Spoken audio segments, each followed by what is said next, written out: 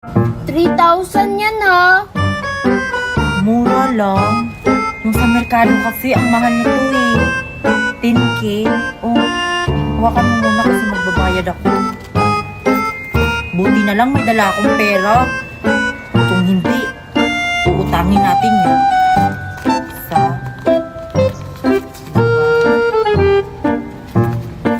dalawa, tatlo. Yan, Nicole. Salamat, Queenie. Bumili kayo. Sana may marami pang blessing na dadating sa inyo. Okay mo naman, Nicole. Mayaman naman talaga ako.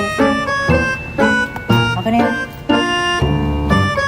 Sige, Queenie. Uuwi na ako ha. Babalik ako ha. Sasali ako sa paglalaro nyo. Pag naubos ko na tong paninda ko. Bye-bye!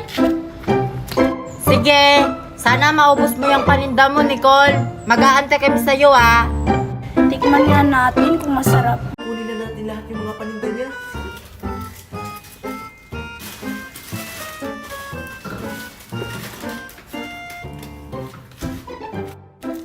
Ayan, Joshua, ang dami nito. Sakto, favorite ko pa naman tong wafer. Tara na, Marian, baka maabutan pa tayo ni Nicole dito.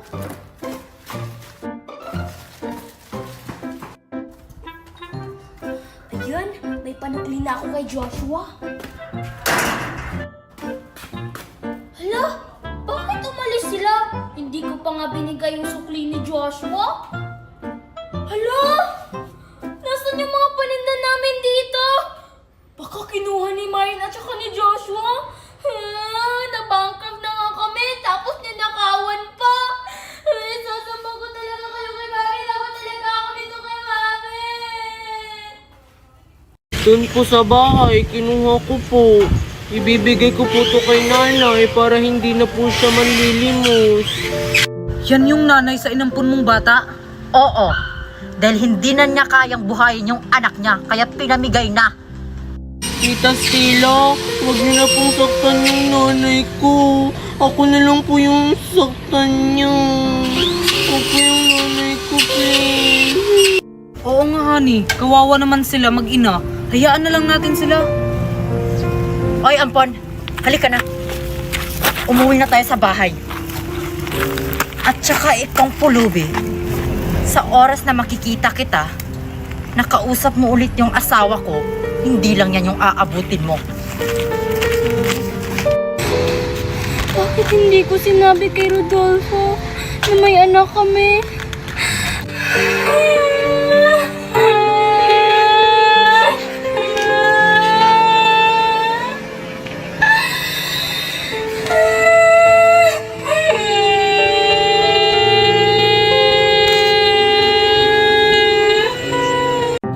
Handa na ba kayo kung bakit kayo nandito?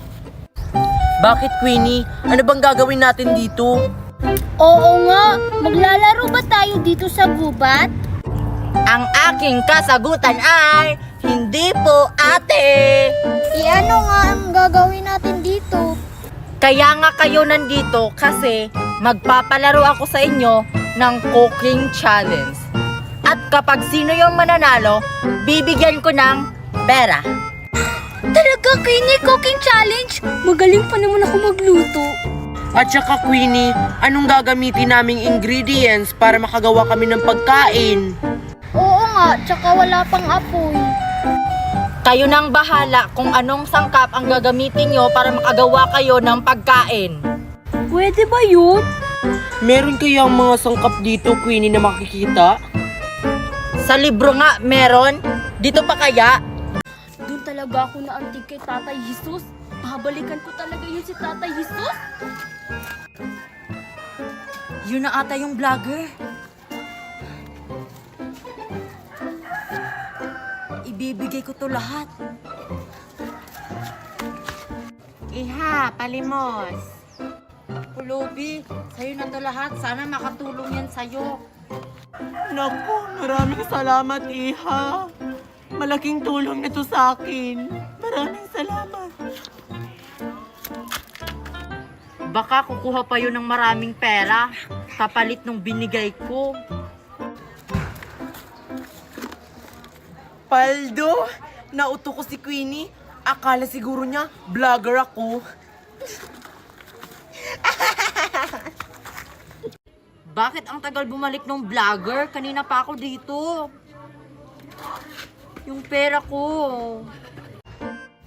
O sige, marami-rami na rin tong nakuha ko. Tara na. Ay, wait lang, ayun pa. Tara. Tama si Daddy, hinog na nga yung mga pomelo namin. Ay, Queenie, ang dami natin nakuhang pomelo. Oo nga, kaso konti lang yung akin. Okay na yan. Kung maubos natin to, edi manguha ulit tayo. Oo nga no, marami pa palang pomelo dun. Sige, kainin na natin to. Kung matamis ba talaga tong pomelo nyo. Tulong! Doktor! Doktor! Manganganak na si nanay! Uy, Marian! Manganganak ka na? Malamang manganganak na ako. Marunong ka ba? Hindi. Pero kakayanin ko para mailabas ko yung anak mo. Push!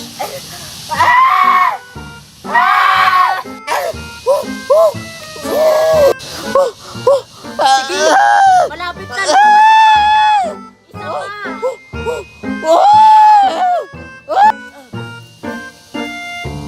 Ayan, lumabas na yung bata mo, Marian.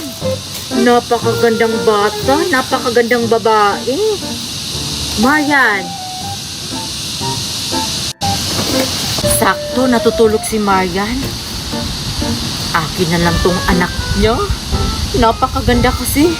Wala kasi akong anak.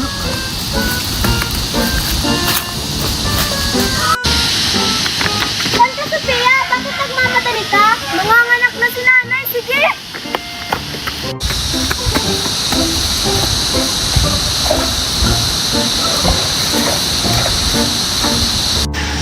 Baka naglalaro sila ng buntis-buntis? Ano yung dala ni Queenie? Baka wala lang yun. Hoy, Bianca, tsaka Lindy May, saan kaya sila, Queenie? Baka nasa bahay nila. Baka siguro naglalaro sila sa tambayan. Wala naman siguro dun. Baka nandun sa bahay nila Nicole kasi birthday niya ngayon. Ay, oo nga no, birthday pala ni Nicole ngayon. Tara, pumunta tayo dun. Baka maraming handa. O sige, pumunta na tayo dun. Nagugutom na ako. Gusto ko na kumain ng lechon. Sige, tara! Saan kayo pupunta? Pupunta kayo dun sa bahay ni na Nicole, no? Nako, wag na kayo pumunta dun kasi walang handa. Pumunta nga kami doon. Tapos nakita namin si Nicole umiiyak. Ano? Walang handa? Gutom pa naman ako. Mas lalo na kami. Naisipan namin ni Marian, na-surprise namin si Nicole, bilhan namin siya ng cake. Para naman hindi siya malungkot.